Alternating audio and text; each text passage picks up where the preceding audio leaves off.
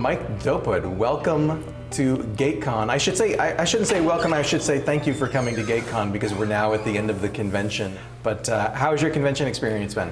Oh, it's been amazing. This is probably arguably one of the most fun conventions I've been to because of the pandemic, and for 2 years nobody could do anything, and I've had other conventions cancel on me, not cancel on me per se, but just because of the pandemic. But seeing all the guys that I haven't seen in so many years, all the other actors from the Stargate franchise has been amazing. Just reconnecting with everybody has been just great. It's been a blast. Gatecon's a special kind of event, right? Because, I mean, you guys are here to work, but for all of us, it's also family. It's a special kind of convention. So when we missed in 2020 and then in 2021, it was like missing a family reunion. Absolutely, and again, that's what I think makes Gatecon so special. Is I think it's the most family-oriented or family-feeling convention that I've ever been to.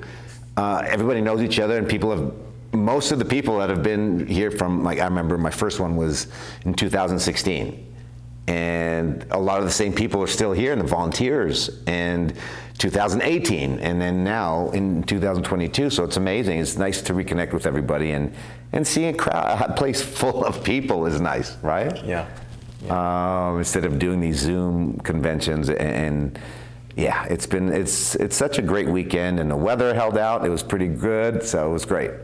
Well, when we have an hour with somebody, we want to do a deep dive into a person's character, their work on Stargate. We don't have that much time, and you have a ton of characters that you played on Stargate. So take it from the top. Your first appearance, I think, was in Full Alert in season 8, wasn't it? Was that with Colonel Chernyshev? Chernyshev, yeah. Yeah. Or however it's... Chernyshev, I think it was. Had you auditioned for the show a bunch before that, and then... No, I didn't, actually. I hadn't really auditioned much, but I did some stunt roles on the show. I played some Jaffa and stuff, and just basically ND stunt performers, and, you know, whenever there was an explosion or something, that's me in the background flying around. But some the producers and Amanda Tapping, if I remember correctly, and came to see a play that I was doing with J.R. Bourne at the time, and then they were like, wait a second, you're an actor. And Peter DeLuise, who was a director-producer at the time, saw me in this play as well, and he was just explaining to me, he said, wait a second, I thought you were a stunt guy, I didn't know you were. I said, yeah. He goes, well, how come you're not auditioning for the show? And I said, well, they know me as a stunt guy, and then I guess the casting didn't realize that I was an actor, and then my agent started, you know, pushing for auditions, and then I read for Chernyshev and got it. And they didn't realize I'm Serbian, so very similar to Russian as well, and I understand a lot of Russian. I can speak some Russian, so it worked out really well. And then you're back on the show in season 10 in Bounty, playing Odai Ventrell. Odai Ventrell, and what a fun character that was. And again, Peter DeLuise was directing that one.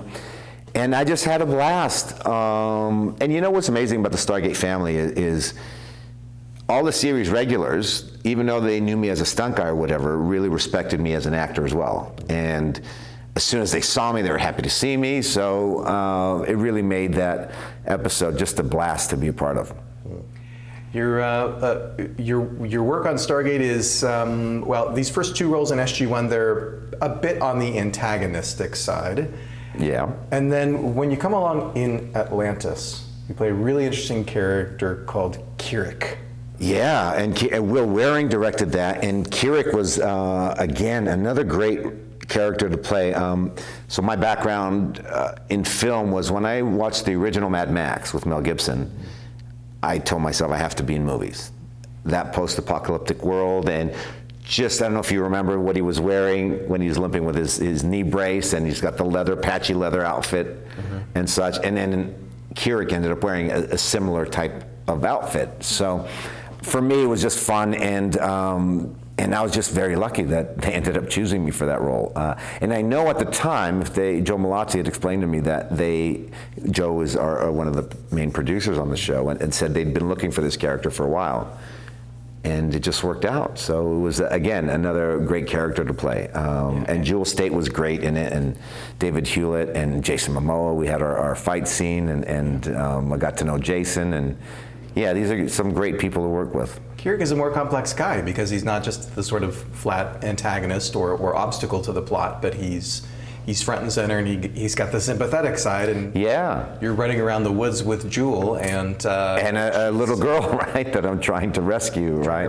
And it's breaking through the kind of the tough guy veneer, I guess, a little bit. Yeah, and that's what was interesting. That's what drew me to the character was he had feeling, he cared, he had empathy, but he was still, at the end of the day, he was still a runner, and he could still be violent if he needed to be, and he knew how to protect himself. But the end-all be-all was trying to save this girl, and that's what he was all about.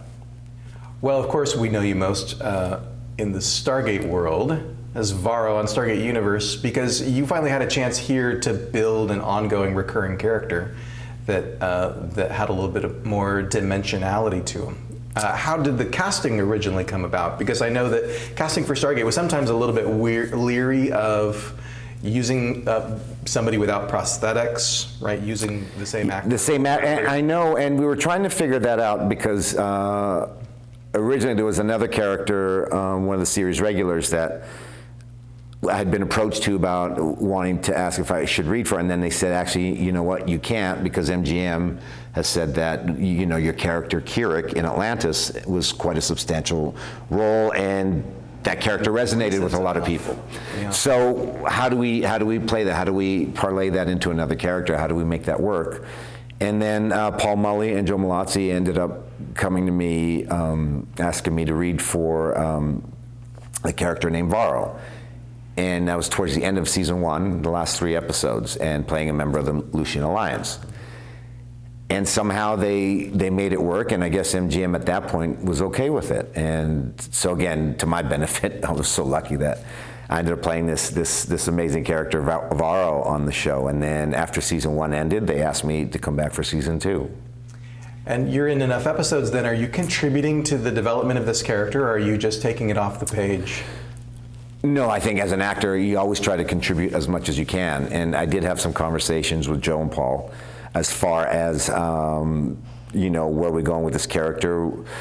And they were not on the same page, if I remember correctly, as far as Varro ends up having a relationship with TJ on the show. So it was really interesting. And I don't think they were necessarily buying into it, because some were Team Young, some were Team Varro. As far as with TJ, and so that was really interesting. But I'd mentioned how I thought it was important. But again, they're great writers, so at the end of the day, you let them figure out, which way to go. And they wanted to incorporate some of my action stuff as well, so we were able to do that too. And that dynamic afforded you a chance to work more with Elena Huffman? Yes. And Elena has become a great friend, and she's an amazing actor. And I think there was great chemistry between Varro and TJ, so I think it really worked. And I know this simply because I remember being in Atlanta, at the Atlanta airport, flying back to LA, and 2 security guards pulled me over. And I thought, oh, what did I do? What do I have in my bag? What's wrong with it? Excuse me, sir, can you come with us? I'm like, oh, what have I done? Right? And they're like, we just wanted to tell you that we so want you and TJ to be together. I said, well, it's not me, it's Varro. And they're like, well, yes, you guys, but we think you guys are perfect together. And so that was really fun to see. That's amazing. Yeah, TJ's very special. Make sure you treat her right. Yeah, that's right. Like her brothers. So who is Varro? What is this guy's inner monologue? He, once the Lucian Alliance initial incursion onto Destiny is over, he makes it pretty clear that he's going to be an ally. He's going to play ball. He was the contrast to Robert Knepper's Simeon, clearly the guy with the lit fuse who was going to go off at some point. What makes Varro tick? For Varro, it was all about justice and doing things the right way. Even though, yes, he did kill people and he was that, but he was still about trying to find a way to, to create this world and to be one. He didn't believe in an arrogant, strong takeover, violent takeover. That was never his mission. And then Robert Knepper's character obviously wanted it to be more violent and wanted the takeover to be something fierce. So I think really for Varro, he just wanted to find the right way to do things. And I think that's why he was able to get along with the crew from the Destinies, because you knew what Varro was about. There was nothing mysterious about him in the sense that what's underlying, what's he really trying to get after? What does he want? No, he just wants to make things work. And I think he felt better being part of the Destiny crew. Yeah, the Lucian Alliance had done some pretty scary stuff, sort of forcibly recruiting some of its members. Right. So it's nice to see with Varro's character and with Gin, played by Julie McNiven, these characters who are, they seem like they're ready to get out. Yeah, I think that was it. I think Varro and Gin were searching for a way out, and I think being on Destiny was, I think they saw their path. Okay, this is more like our characters, our people, who we really are. So. Yeah. Well, of course, for fans, the million-dollar question is, if there had been a third season, where would you have liked to see Varro go? Oh, that's so good. It's been a while since I've thought of this, but I think Varro at that point would have been fully integrated into the Destiny crew.